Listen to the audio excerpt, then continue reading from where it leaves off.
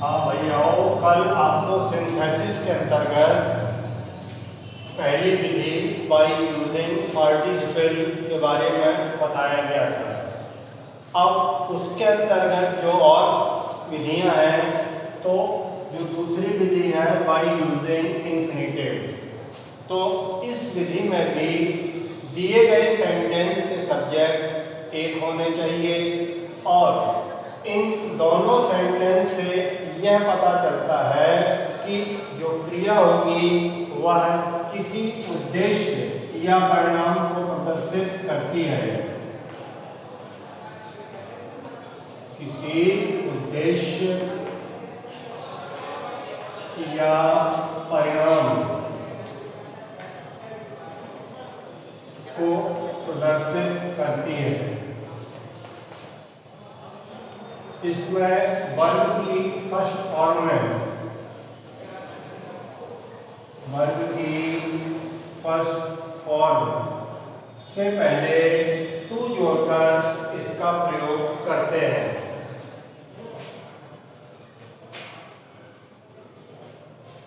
He has 3 daughters.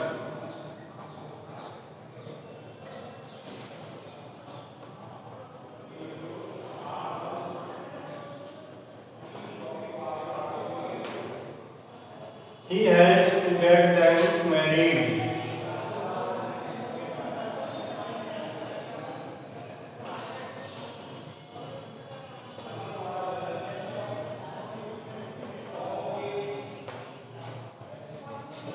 इसमें भी यहाँ पर लिख के आएगा simple sentence.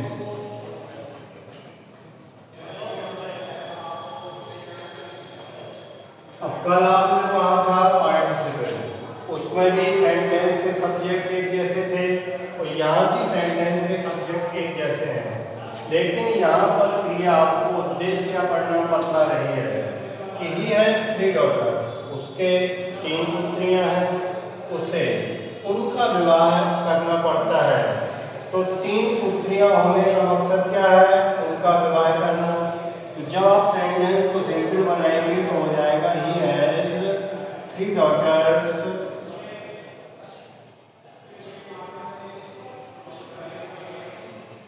to get them married.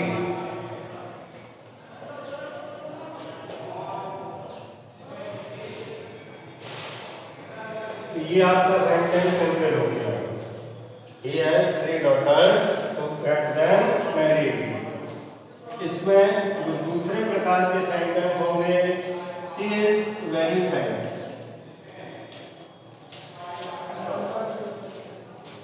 She is very fat. She cannot run.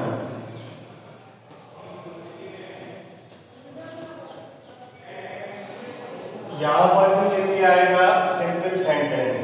तो यहाँ पर क्या है, जब पहले वाले सेंटेंस में एडवर्ब किया गया हो, अगले सेंटेंस में कैन नॉट या कुड नॉट का प्रयोग हो, तो सिंपल सेंटेंस बनाने के लिए एडवर्ब टू और इंफिनिटिव टू का प्रयोग करते हैं।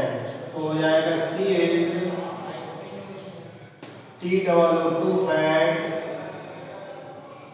To run.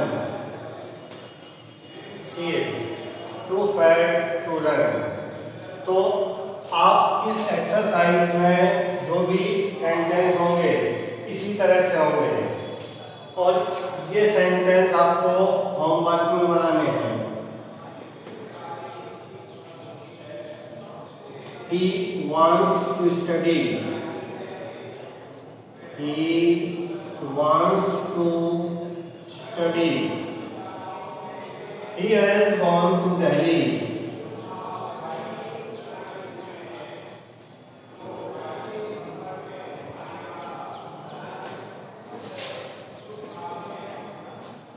He is very weak.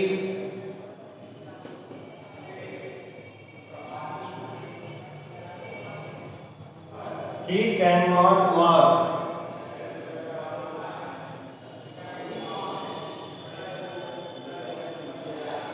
इनको आपको सिंपल सेंटेंस में बदलना है। Simple sentence.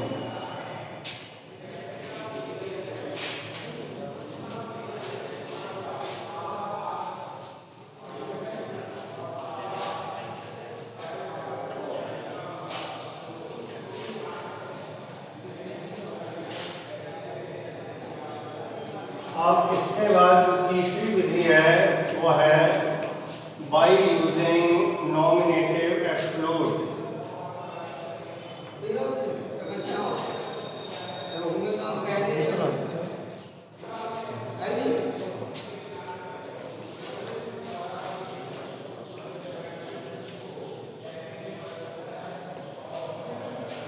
By using nominative exclude, जैसा कि इस विधि का नाम है नॉमिनेटिव, तो नॉमिनेटिव मीन्स होता है सब्जेक्ट, एक्सक्लूड माना होता है फ्री यानी स्वतंत्र। अर्थात इस विधि में जो आपको सब्जेक्ट दिया गया होगा वो बिल्कुल स्वतंत्र रूप से अपनी भूमिका का निर्वाह करता है।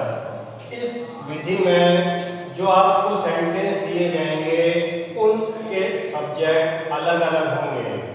अभी आपको जो पहले दो विधियां बताई गई थी उसमें सेंटेंस के सब्जेक्ट एक जैसे थे, इसमें सेंटेंस के सब्जेक्ट अलग अलग होंगे और पहले वाले सेंटेंस में कारण और दूसरे वाले सेंटेंस में उसका परिणाम बतलाया जाएगा, जिसको कहते हैं कैजुअल रिलेशन।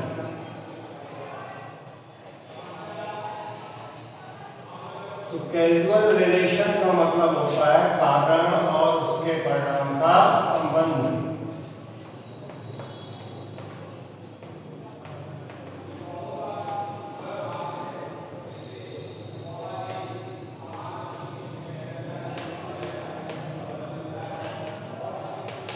तो इस विधि को समझने के लिए इसमें तीन प्रकार के सेंटेंस दिए जाते हैं।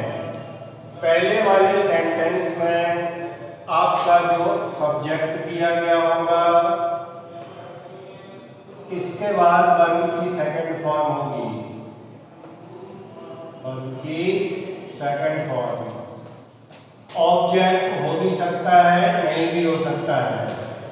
तो जब सेंटेंस का स्ट्रक्चर इस प्रकार से हो और इसके आगे दूसरा सेंटेंस जुड़ा हुआ होगा, तब आप ऐसे सेंटेंस की सिंथेसिस करने के लिए सब्जेक्ट के बाद हैविंग प्लस वर्ब की थर्ड फॉर्म का प्रयोग करेंगे। जैसे द पुलिस अराइव्ड,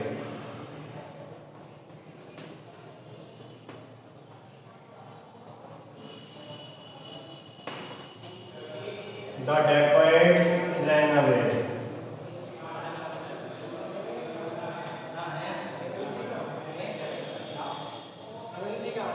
यहां भी लिख के आएगा simple sentence.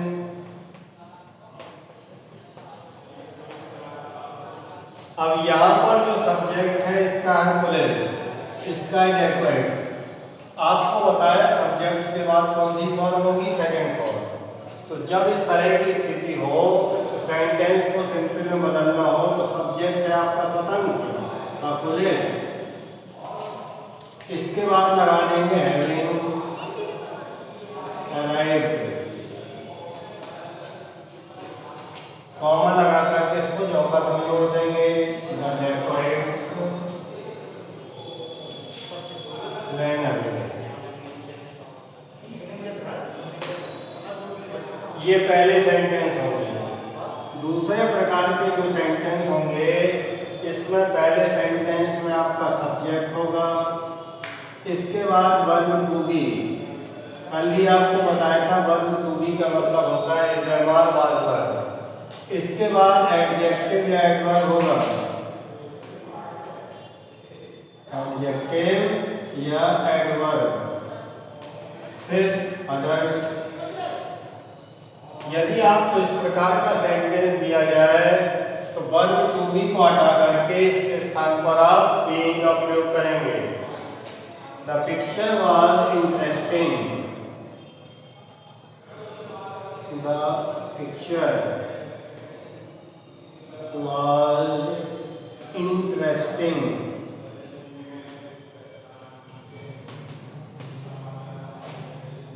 We enjoyed it very much. We enjoyed it very much. अब जब आप इसको सिंपल सेंटेंस में बदलेंगे तो इसमें ये है आपकी वर्ब टू बी, तो इस वर्ग को हमने जो बताया था, जो मेन वर्ग होती है बी, इसकी फर्स्ट फॉर्म में ing लगा देंगे तो हो जाएगा the picture being interesting, comma लगा करके इसको जो का जोड़ना है, enjoyed it very much। ये दूसरे प्रकार का सेंटेंस हो गया।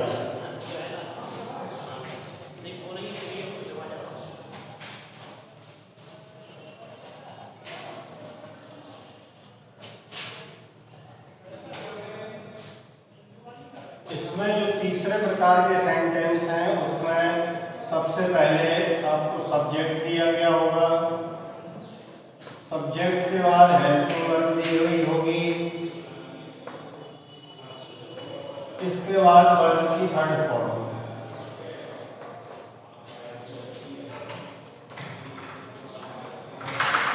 फिर बाई प्लस ऑब्जेक्ट हो भी सकता है, नहीं भी हो सकता है, लेकिन इतनी चीज आपको जरूर मिलेगी, subject plus helping verb plus verb की थर्ड फॉर्म।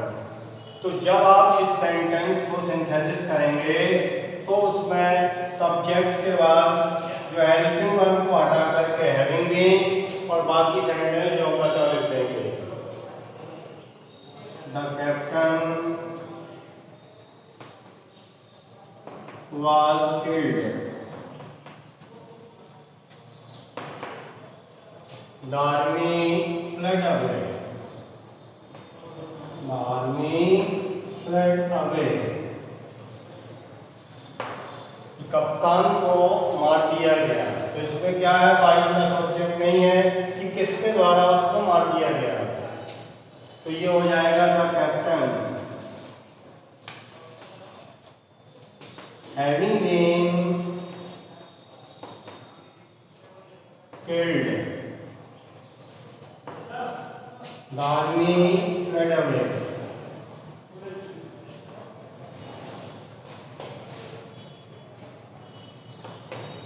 तो नॉमिनेटिव एब्सोल्यूट के अंतर्गत ये तीन प्रकार के सेंटेंस आपको एक्सरसाइज में मिलेंगे। ये आप स्वयं बनाएंगे। The sun set, the sun set, the birds started flying,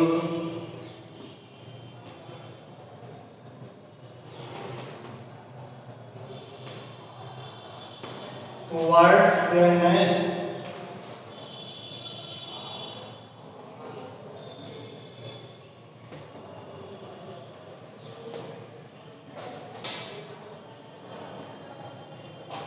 दूसरा sentence, the fog was very dense, the fog was very dense, no one could सी,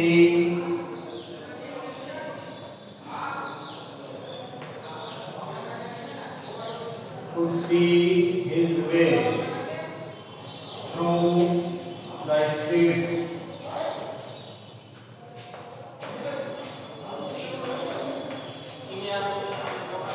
तीसरा सेंटेंस है, द वर्क वाज डन,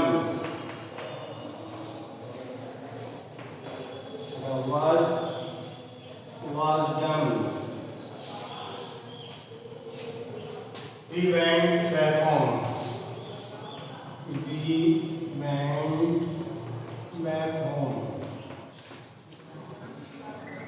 तो ये सही बनाने हैं। इस तरह से आपको by using participle, by using infinitive, by using nominative absolute। इसके बाद नेक्स्ट आगे आपको बताया जाएगा।